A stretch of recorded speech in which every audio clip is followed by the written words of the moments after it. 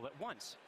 So during ascent, Falcon Heavy will throttle its thrust up and down in both the side and the center cores in order to balance the aerodynamic and structural loads on the vehicle. So about halfway through the first stage's burn, the two side boosters will separate and come back to Earth for a simultaneous landing at Cape Canaveral Air Force Station. More about that a bit later.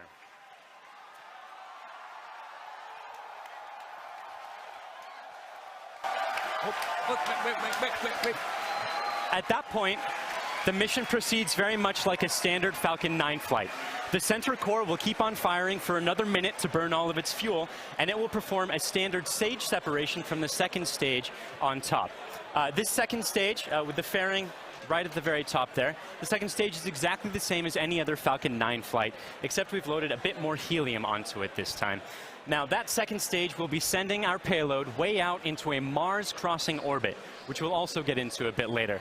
But all in all, with a successful launch, Falcon Heavy is going to be the largest and most powerful operational rocket in the world. We're very excited to be launching it today. Let's check in on exactly how it's doing.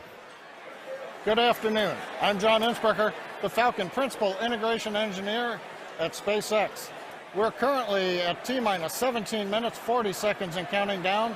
The good news that all systems are go for launch. We're working no problems with the SpaceX test flight of the Falcon Heavy launch vehicle. Now we're currently loading propellant on all three first stage boosters, and we began loading a couple minutes ago on the second stage LOX tank. Now this is the same method that we use on the single-core Falcon 9. It just scaled to handle three first-stage boosters. Now we're loading liquid oxygen and kerosene. We do that because in order to support combustion, you need oxygen. And in the vacuum of outer space, there isn't any. So we bring our own liquid oxygen, chilled and densified. You may have heard densified in the past. That allows us to pack the maximum amount into the LOX tanks on the Falcon Heavy. Now our fuel is refined petroleum, RP1. That's essentially just a purified kerosene. It's a safe propellant, easily available, has a lot of history. For example, the Saturn V first stage, flown from the very pad you see on the monitor, on the moon missions, used kerosene and liquid oxygen. Now the big news this afternoon has been the weather, and we've eaten up most of our launch window. Now, we won't have the ability to hold the countdown any further now that we are into liquid oxygen loading. The good news is that the winds are looking good. We're working no issues on the Falcon Heavy. However, if there is an issue in the last minutes, we won't be able to launch today. There is a backup date available tomorrow. Now, I've said it before, launch is hard, and Falcon Heavy is no exception. We're essentially counting down 3 rockets simultaneously. So the SpaceX team is going to be conservative in case anything pops up in the last minutes. But as the energy and the enthusiasm from the team gathering below me outside of Mission Control Center X is growing, we are go at T-minus 15 minutes and 40 seconds and counting. My name is Brian, and I'm part of the software team here. And I'm standing just outside Mission Control as the crowd gathers behind me. We're all anxiously awaiting this very first test flight of Falcon Heavy. Now today, SpaceX has over 6,000 employees in locations across the country, but it wasn't always like that. Now when SpaceX was first founded in 2002, it was just a small group of engineers who believed that they could reduce the cost of exploring space, but had never actually built a rocket themselves. Now Falcon 1 was the first rocket we developed, and it was pretty small relative to Falcon 9 and Falcon Heavy. While the Falcon Heavy on the right of your screen is over 230 feet tall, Falcon 1 stood only about 70 feet tall and could only carry about ½ a ton to orbit. However, despite its small size, Falcon 1 served a very large purpose. It was our roadmap to using modern technologies to engineer a vehicle that was not just more reliable, but was less expensive than alternatives. Now, we had 3 test flights of the Falcon 1 before we found success. But on that 4th Falcon 1 flight, it became the first privately developed liquid-fueled rocket to reach Earth orbit. Now fast forward to today, and SpaceX has had 49 successful rocket launches. We have recovered 21 first stages, and we have reflown 6 of those. We have had 14 Dragon launches and have successfully reused the spacecraft as well. Now our next step on this journey is just minutes from now when we'll attempt the first test flight of our heavy lift launch vehicle. Now, there have been many challenges along this long road, and it has not been easy. But no matter what happens today, it has all been worth it. Now, one of the many challenges we're hoping to overcome with this test flight is the recovery of all 3 cores of the Falcon Heavy first stage. Although we have demonstrated success with the recovery of a single core, 3 is on a whole nother level. So let's check in with Michael to get an overview of what that story may look like. At SpaceX, our primary goal is to enable people to live on other planets, most notably Mars. But it's hard to do this without dramatically lowering the cost of access to space. And the best way to accomplish that is to reuse as much of the rocket as possible. So we've been successful at landing and reusing Falcon 9 rockets for over 2 years now. And Falcon Heavy aims to continue this trend of reusability. So today, we'll be attempting to recover all 3 of the first stage cores by using both of our landing methods, by land and by sea. So the side boosters have actually been used before on missions TICOM 8 and CRS 9. And at the time of booster separation, during ascent, the side cores will still be going slowly enough to turn around. So it makes sense to return them to Cape.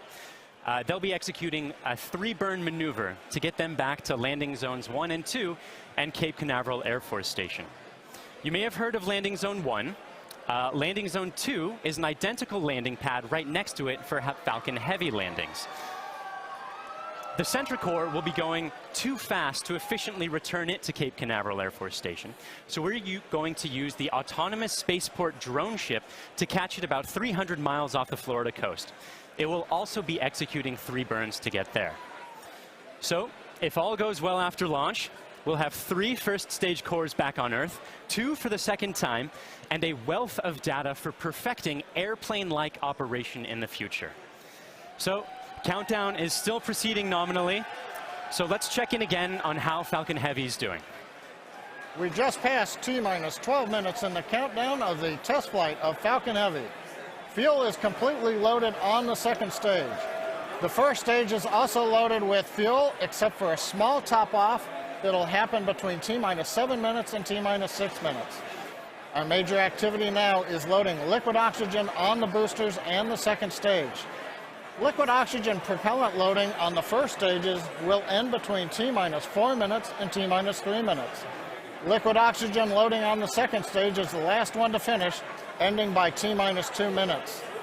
Now, in addition to loading propellant, the team is preparing to perform their final checks of the Merlin engines. We'll begin chill-in of the Merlin engine turbopumps with liquid oxygen as typical at T-minus 7 minutes like we do on Falcon 9 flights. We'll also be verifying valves and using the thrust vector control actuators to move the engines to verify the actuators are working correctly. As we get to T-minus 4 minutes, the clamp on the top of the strung back will open. You can see it just behind the Falcon Heavy. That entire structure will move about 1.5 degrees away from the rocket. At liftoff, it will move the rest of the way to clear Falcon Heavy, just like Falcon 9 flights. At the T-minus 1 minute mark, the flight computers will go into startup mode. They'll be controlling the countdown on the Falcon Heavy. What's different in this flight? Engine ignition will begin at T-minus 5 seconds on the 2 side boosters, followed 2 seconds later by the center core. Now we're continuing to watch the weather, making sure that the ground liftoff winds don't exceed the maximum. But they're looking good right now. We continue monitoring the upper altitude winds as reported by the balloons. But right now at T-minus 10 minutes and 10 seconds and counting, the Falcon Heavy test flight is go. Because the first flight of Falcon Heavy is a test mission, we do not have a customer spacecraft on board today. Instead, we put something a little special with SpaceX inside the fairing.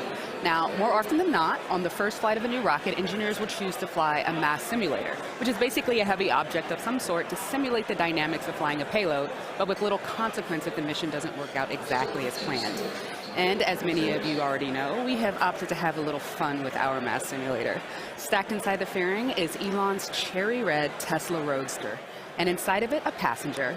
His name is Starman, but don't worry, he's not human. But he is donning the SpaceX-designed spacesuit that our human astronauts will be wearing on Crew Dragon. And if all goes well today, we hope to get some live views of it as it makes its way into space.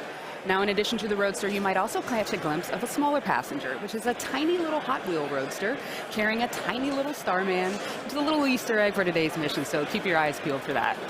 But those are not the only payloads we're flying today. Secured inside the Roadster is another really special passenger called an ARC. An ARC is a 5D laser optical quartz storage device, which is essentially a high-tech, high-data storage unit that can survive in the harsh environment of space. It's built by the ARC Mission Foundation, which is an organization whose purpose is to store libraries of human knowledge and data on these devices and send them off into space with interplanetary travelers, thus preserving human achievements well beyond Earth. On the ARC that's being launched today, the Foundation has stored Isaac Asimov's classic sci-fi series, the Foundation Trilogy, which was the original inspiration for the ARC mission. And given that making humanity a multiplanetary species is the core purpose of SpaceX, launching an ARC on this mission just seemed fitting. And last but certainly not least, a little something special for our hardworking SpaceX team. Mounted on the payload attach fitting, which is the structure that holds the Roadster onto the second stage, there's a plaque on which the names of over 6,000 of our SpaceX employees are engraved. The work that goes into designing, building, testing, and launching a vehicle of this sort is no small feat. And we are super excited to be a part of the Roadster's billion-year journey through the solar system. As Lauren just mentioned, if all goes well today, Falcon Heavy will put the Roadster on board into an Earth-Mars orbit around the sun on a journey that could last for 1 billion years. Now, on a universal scale, this means that the Roadster will be tracing the shape of an ellipse with the sun at one of its fixed points, or one of its foci. Now, we call this heliocentric because it is sun-centered. The outermost distance on that same ellipse will intersect the path that Mars takes while it is on its own journey around the sun. That's quite far away. That will reach a maximum distance from Earth of over 400 million kilometers. In Earth terms, that's about the same as a trip around the equator 10,000 times. During its journey, the Roadster will also reach a maximum velocity of nearly 40,000 kilometers per hour, or about 20 times faster than a speeding bullet. Now, as we said, it should stay up in orbit around the sun for about 1 billion years, and it's a very long, exciting road ahead, and we are thrilled to be able to take the first steps on that journey just 5 minutes from now.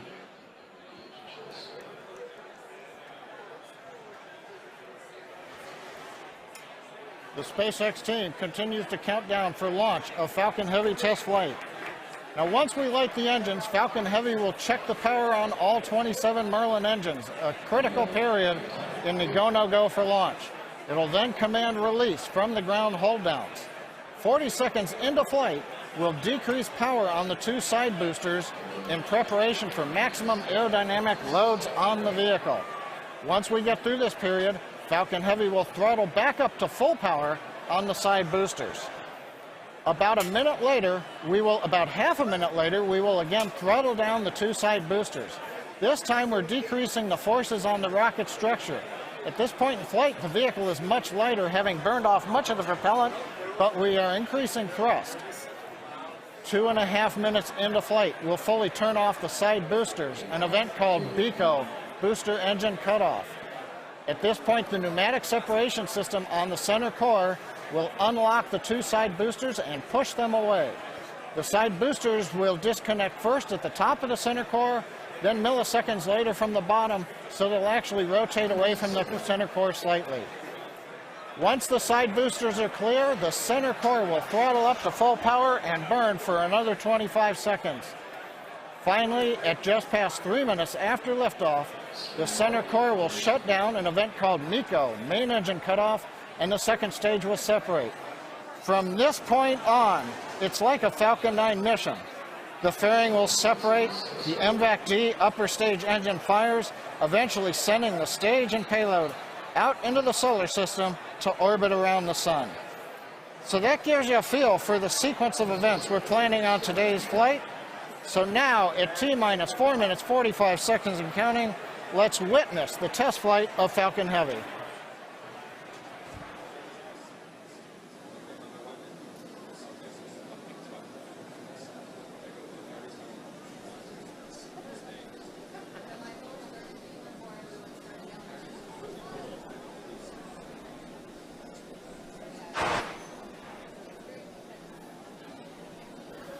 Invac and A1D fuel bleed is started.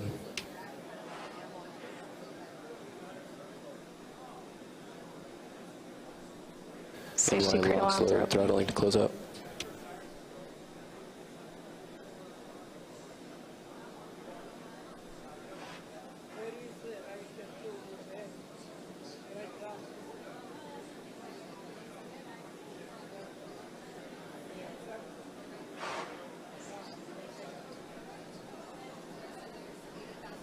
NY lock sled complete.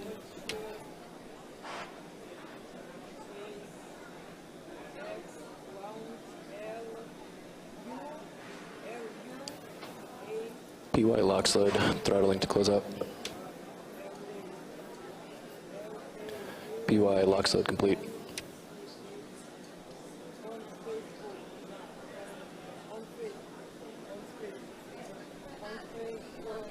Stage 2 TVC motions nominal.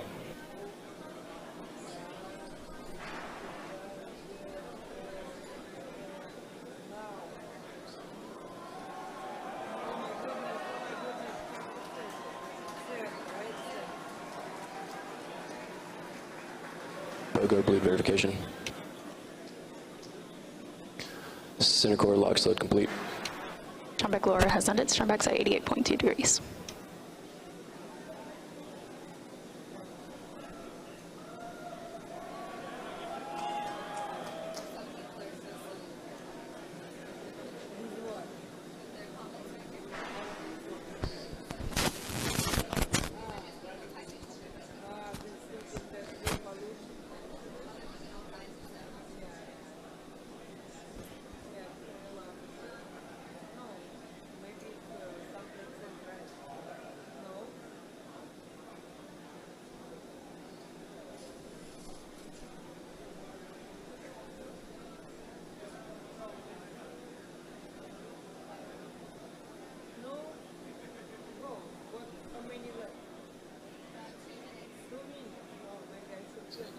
Stage 2 lock sled complete.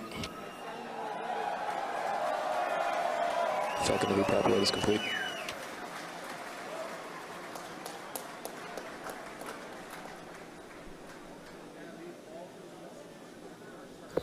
Falcon Heavy is on internal power.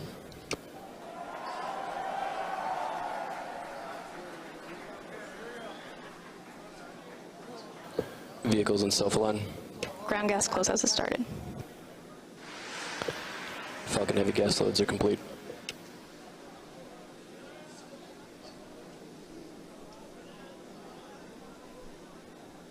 M1D fuel bleed complete.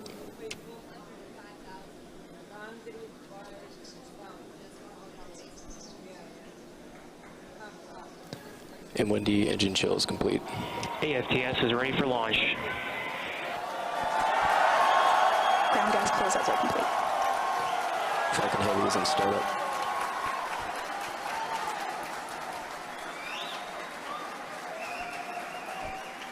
Stage 2 pressing for flight.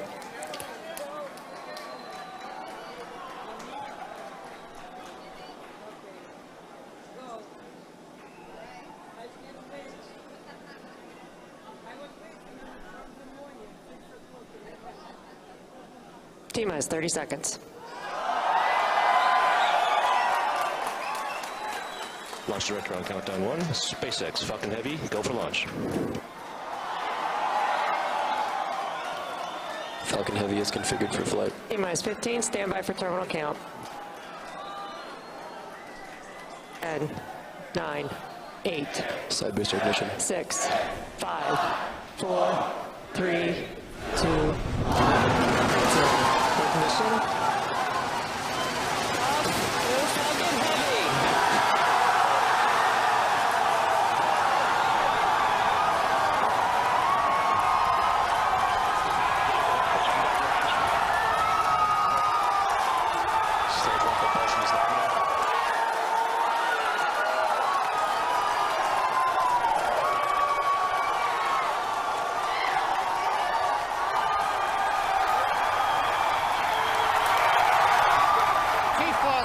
Seconds, if you can hear me over the cheering.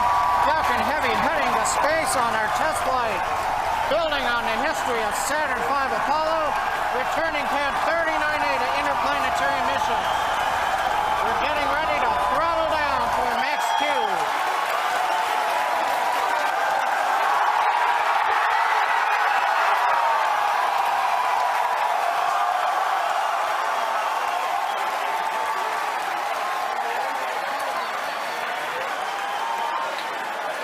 Vehicle is supersonic. You've heard the call out. Vehicle is supersonic.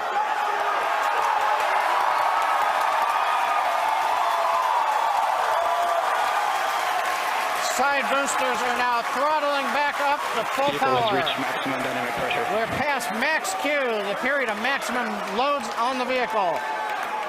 Next up, we'll be waiting for the side boosters to begin to throttle down prior to booster engine cutoff and separation 2.5 minutes into flight.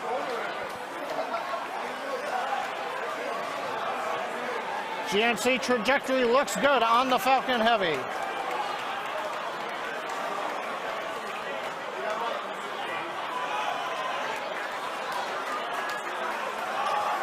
Reports show that the M1D engine performance is nominal. Contact engine says begun. Side boosters have begun to throttle down in preparation for the upcoming shutdown in 20 seconds.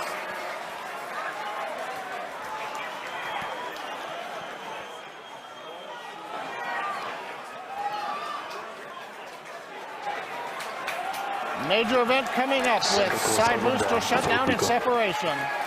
Inside shutdown. Side boosters. Vehicle. Centric. Ooh, south and up. S1 keeps going.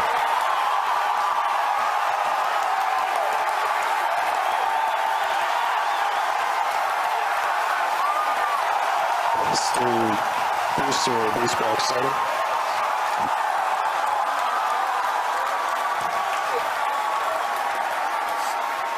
Successful separation.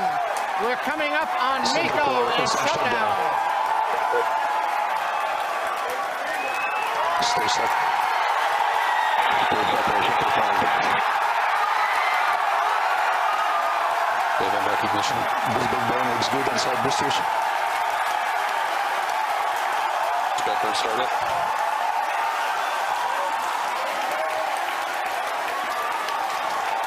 Coming up on fairing separation. Center core side engines on power, also look good.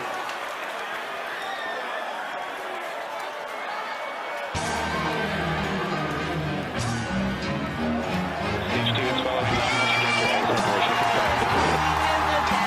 He's moving to recover now.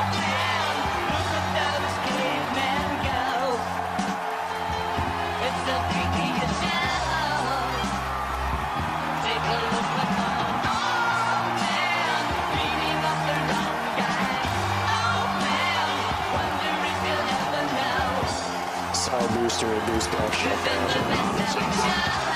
Center core boost back burn shutdown.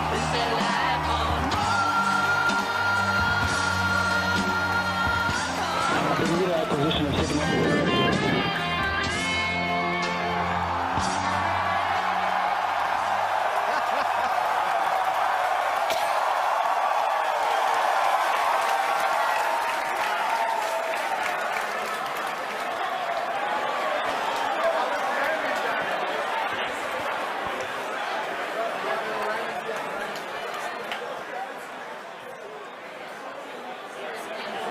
Wow. Wow. Did you guys see that? That was awesome. That's the only thing I can really that was say right absolutely now. wild. Absolutely wild. I got nothing else. Oh, man. Recapping all the great things that you just saw there. Successful liftoff from the pad, successful stage separation, but before that, successful booster separation. You can see stage one. The two side boosters, pardon me, you can see the center core, and you can see MVAC lit up. Oh my gosh. Then the beautiful shots of Starman chilling in the Tesla Roadster. Just absolutely incredible. On your screen at the moment, you've got a few things happening. On the upper right, you've got MVAC-D continuing its burn. On the upper left, you have the center core headed back towards the autonomous spaceport drone ship.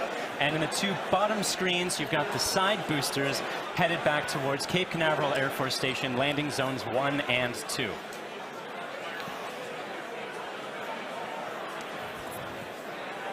The next step coming up for the side boosters and the center booster is the re-entry burn.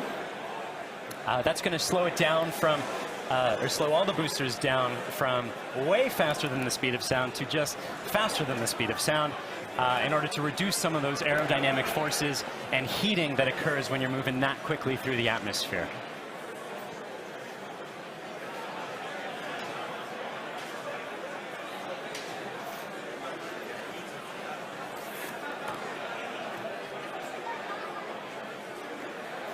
And as you can see on your screen, that re-entry burn for those two side boosters has begun.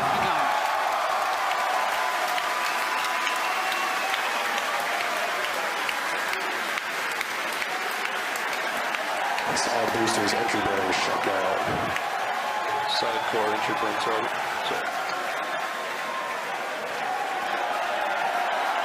The center core in the upper left of your screen performing its own re-entry burn.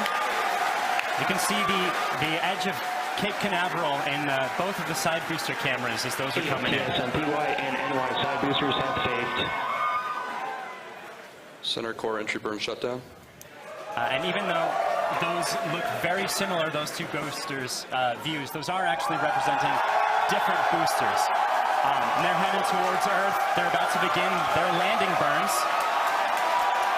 We'll hopefully be able to bring you nice footage of that. Both side boosters transonic. And watch for the landing lights deploy at the tail end of that landing burn.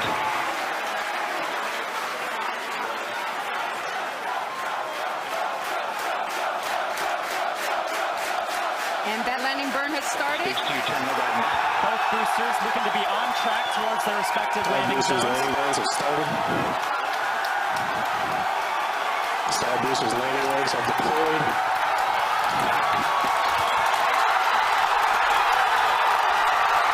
And the Falcons have landed. LZ1 and LZ2, both side boosters have touchdown. Landing off, we're moving on to 1 by 1, recovery 1 and recovery 2. And coming up very shortly, the center core will be attempting its landing on the autonomous spaceport drone ship.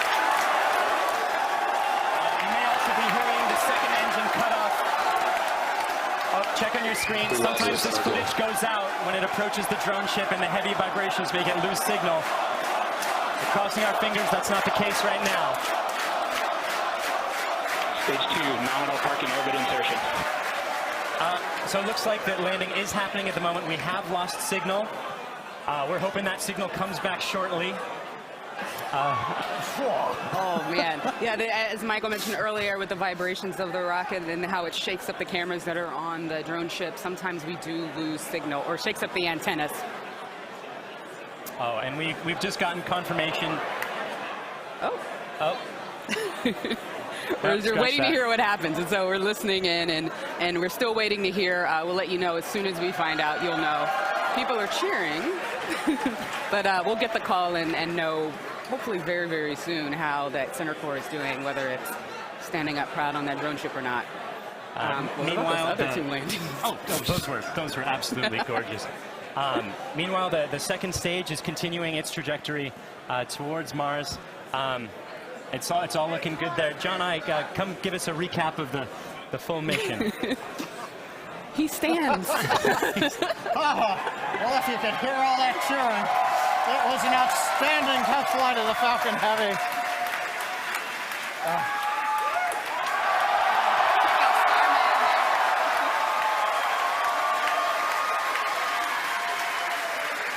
Cameras cycling right now. Live views coming down from low Earth orbit. The second stage successfully got there, and it got there as the culmination of a great Falcon Heavy test flight. We lit 27 engines, throttled the boosters up and down. We separated the side boosters. They came back spectacular simultaneous landing. The center core did its job. The second stage did it. everything that you could want in a test flight we got here. Now we're just looking for the icing on the cake to find out what happened on the drone show. But all in all, an outstanding test flight for Falcon Heavy. Wow, what an absolutely momentous occasion. Thank you so much to the range for contributing their expertise to today's launch, the FAA for the licenses to launch and land those boosters, as well as the rest of Falcon Heavy. And thank you to you, the viewers, for joining us for a really, really cool moment here. And to find out what happened with the center core and what's going on with Starman as he makes its journey through space and all of our other launches, you can visit us at SpaceX.com and follow us on social media on LinkedIn and Twitter. If you would like to join us on exciting projects like these, please visit SpaceX.com/careers. From the entire grateful team here, thank you again for joining us. We'll see you next time.